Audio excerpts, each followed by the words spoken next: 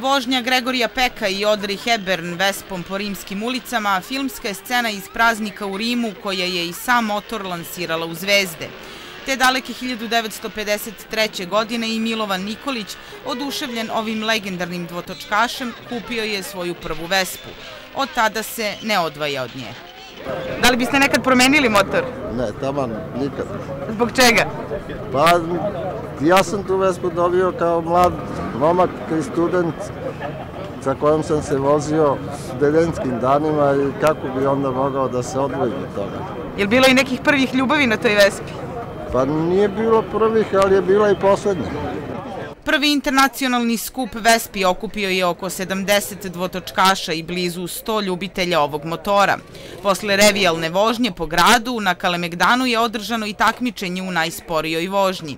Pored klubova iz Srbije, skupu su prisustvovali i gosti iz Bugarske, Slovenije i Hrvatske. Kakvi su neki prvi utisci? Jako dobri, vrlo pozitivni. Ono što je zanimljivo kod Vespa ljudi, ekipe je da su jako ljudi pozitivni, nema nikakvih velikih nadmetanja, očekivanja kao nekako motorističkim susretima ili tako dalje.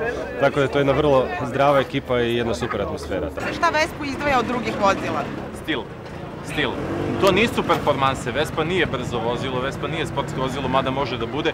U principu to je pojava, to je njena praktičnost, upotrebljivost u gradskim urbanim sredinama i stil.